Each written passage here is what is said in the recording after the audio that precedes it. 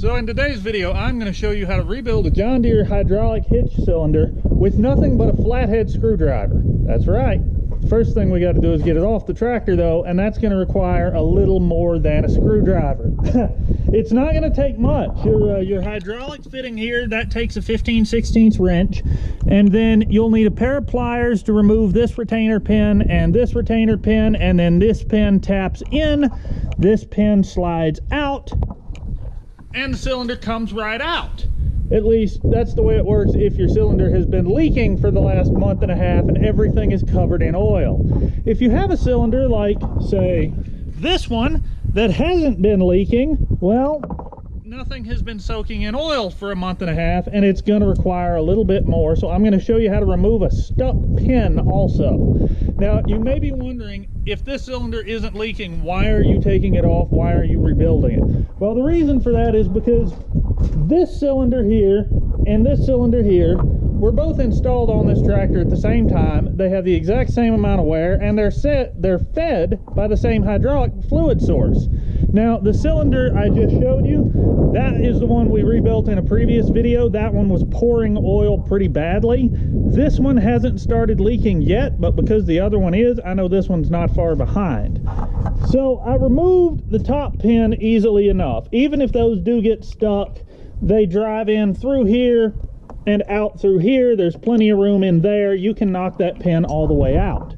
Your lower pins are a slightly different setup in that they go into what's known as a blind hole. This hole here doesn't have an opening on the inside. The other side of it is cast right into the main housing of the tractor, so you can't drive that pin all the way out. However, that pin is threaded. I'll show you on this one because it's easier to see. In the center of that pin is a hole, and that hole is threaded. Those are 7/16 by 14 threads. So you can do what I've done and get yourself a piece of 7/16 by 14 all thread and thread that into the hole on your pin. Then you'll need a piece of pipe to go over the pin and something to be a big washer. And as we tighten the nut on that all thread, if everything goes according to plan, it should pull that pin out and allow us to remove the cylinder. Now, I started soaking that in penetrating oil last night. If we have to heat it, we'll get the torch and we'll heat it, but let's make this thing come apart. This can fit, barely.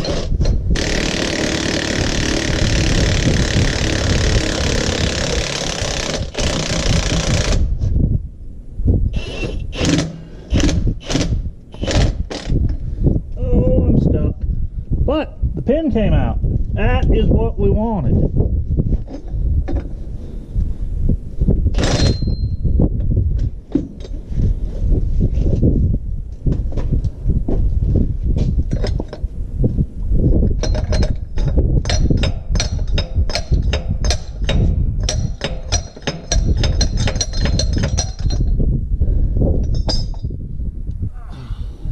Make sure you catch your spacer there. That's going to be important when we go back together.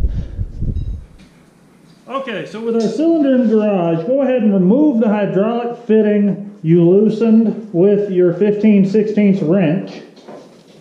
We're going to have to work through this hole to disassemble this cylinder. It's not difficult, but this fitting does have to come out. Okay, so now that we've got our cylinder off the tractor, in the shop, and in the vise, we're going to disassemble it with nothing but a flathead screwdriver. Well, maybe two. So what you'll do is where the hydraulic fitting is removed, you can look down in there and you can see the locking ring that prevents this ram from coming out. Now, you're going to need to rotate this ram until you can get to the gap in the locking ring. Let me bring you over and try to show you that. If you look right down in there, I think, I hope, I believe you can see this ring I'm talking about. Once you've located the groove in the ring, pick one side and take your screwdriver and pry it over the end of the ram. What you'll do then is take a second flathead screwdriver, or in this case a pickle fork, and just rotate this ram around so that the ring slides over the end of the ram.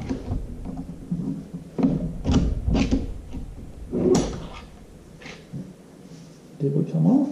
I think we did.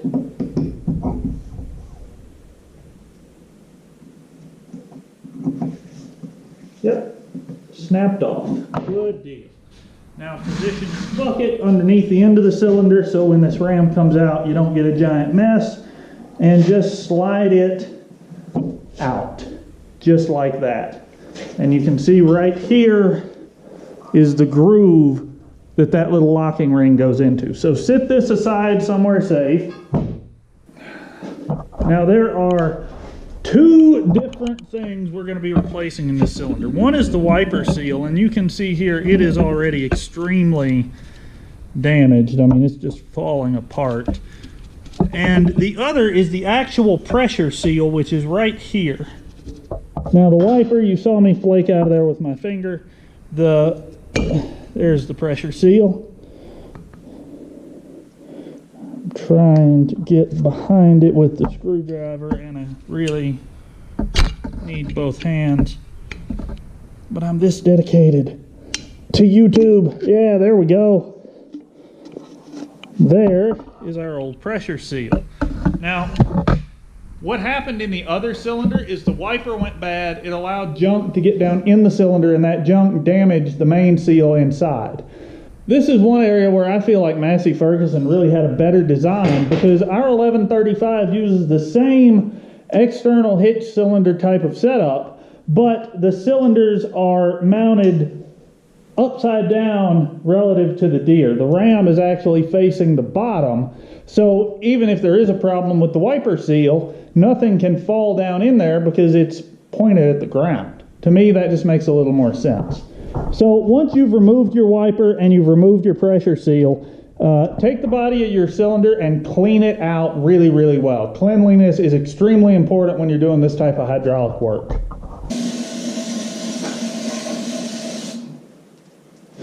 There we go. Leave it. Good boy.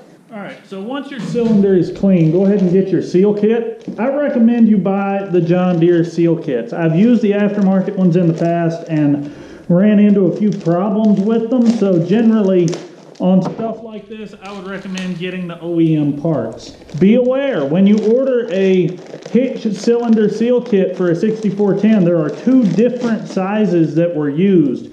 Two different diameters of rod. So I think one is like 75 and the other one's 65 millimeter. Either way, you will need to measure that before you order your parts. Here are our actual seals, and let me get this open. Oh, Ziploc bag, nice. I was about to stab it with a screwdriver.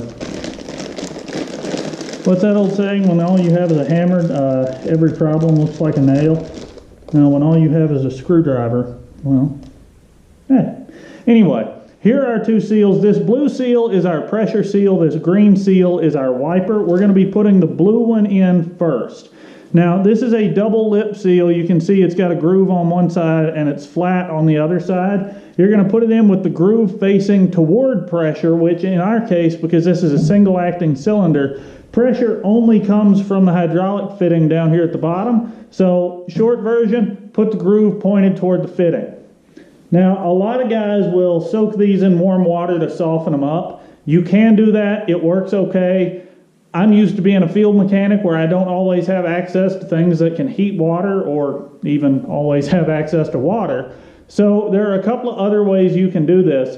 And honestly, the larger the seal is, the easier it is. Now, when I did the other cylinder, I just worked that in by hand. In this video, I'm going to show you a little trick to do this and get these seals down into some harder to reach places. Now, I told you you could do this job with nothing but a flathead screwdriver, and that is absolutely true. If I wanted to, I could do exactly what I did in the previous cylinder and just work this down in there with my hand. You would take it and kind of squeeze it and slide it and push it and twist it and roll it, and it works just fine. But there is another way to do this that comes in handy for some harder to reach places, like if it's deeper down in a cylinder. They make special tools for this, but I was always too cheap to buy them, and the tools themselves are a little limited in the sizes they can do, and they're expensive. But we're going to use zip ties because zip ties are universal and cheap. First thing you need to do is take your new seal, squeeze it together, and zip tie it right in the middle. Now I know what you're thinking. You're thinking, Blake, I thought this was supposed to make the seal easier to get in the cylinder, and you just turned it into a really thin, long thing that is absolutely never going to fit down in there. And you're right. If you were to try to put it in like this, you would not be successful ever. It would suck. But what we're going to do is take a second zip tie, go through the middle of our figure eight. This is even more confusing now, I'm sure, but some of you can probably see where this is headed. Once you go through the middle of your figure eight, take your figure eight, bend it in half, and zip tie the two ends together so that you end up with something like this. Now this right here, let me hold it up for the camera. This is how you want to zip tie it. This will very easily slide right down in this cylinder as far as you want it to go. I'll bring the camera over. See, there's my hand. Goes down in there, no problem. So what we're going to do is put one side of this up in the groove where it goes, and then we're going to cut our zip ties and let this thing expand. All right, so we got our seal, we got our cutters. Put the seal in, stick it right in the groove where it goes, cut your first zip tie, which is the last one you put on, that holds the two sides of your figure eight together, and the seal is going to expand into the groove and hold itself there. Then you will cut the second zip tie, which is the first one you put on, and that will release the seal and allow it to roll right around into the groove where it goes, just like that. Grab your zip tie and pull it out.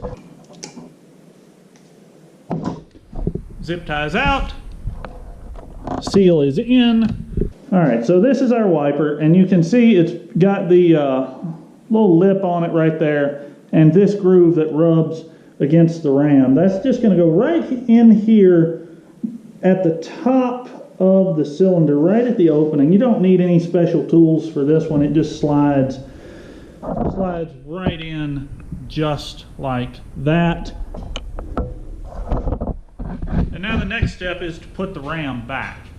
Before you put the ram back in, make sure the little locking ring that we took off in the beginning, make sure that's down in the bottom of your cylinder. And then make sure the ram is clean and lightly oiled. You don't want to soak it in oil, but you do want to give it a light coat of some hydraulic oil just to help it slide past these two new seals. Because the lip seal is facing toward the bottom of the cylinder, we're not at any risk of catching it and damaging it with this locking ring groove, but you still want to have this stuff lubricated just a little to help everything go back together more smoothly. Now, you can see that new seal is already holding pressure a whole lot tighter than the old one did, so we're going to have to persuade this just a little bit. Where's the persuader? This will do. Now we'll lay it back down, because the last thing we have to do in this cylinder rebuild is put that locking ring back on the bottom of the ram. Now when you go to do this, that locking ring is going to be free floating in there. I recommend you tilt the cylinder ever so slightly downward toward the ram. That way, when you're ready to put the ring on, it can't fall down into the bottom of the cylinder where you're unable to reach it. And I can see the ring, I can see the groove on the cylinder. So I'm going to take my flathead screwdriver, again, make sure we're clean, and my other flathead screwdriver, and this one is going to go through the ram because we're going to spin it again. So slide your locking ring back up over the groove, and again, rotate the cylinder so that it feeds itself around in there.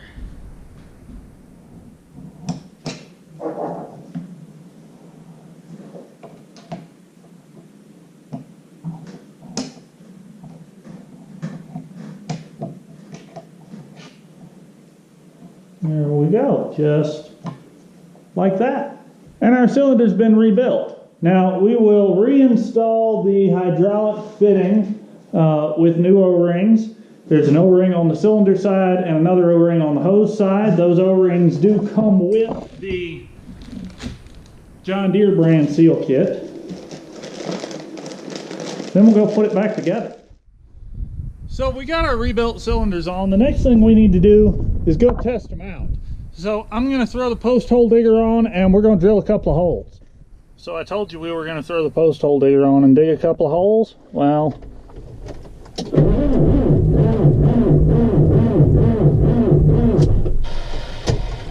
yeah, that's not going to do much of anything. So let's throw a battery charger on here, plug the block heater in, and give it a few minutes. I think we're going to need a new battery before winter really sets in. Oh. Tripod's very in the way.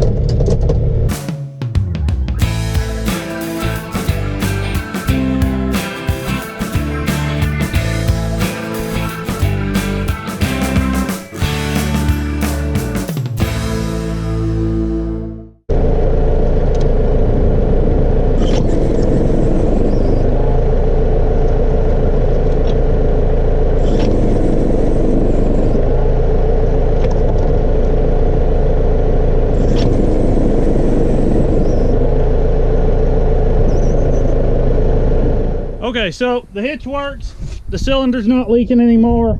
I do have to get new hydraulic hoses for this downforce kit. These are bad, that's why I went ahead and used them to tie the post hole digger PTO shaft out of the way. I got to swap the PTO on the tractor back to the 540 from the 1000. We were running the 1000 on the baler, this runs on the 540. So even though the weather looks pretty bad, it's mid-30s, kind of this misty, foggy, wet stuff. This is really, really good post hole digging weather. So I'm going to get that stuff fixed. And yeah, I'll see you guys in the next video when we start digging some post holes. Thanks for watching. Subscribe if you haven't, and more later.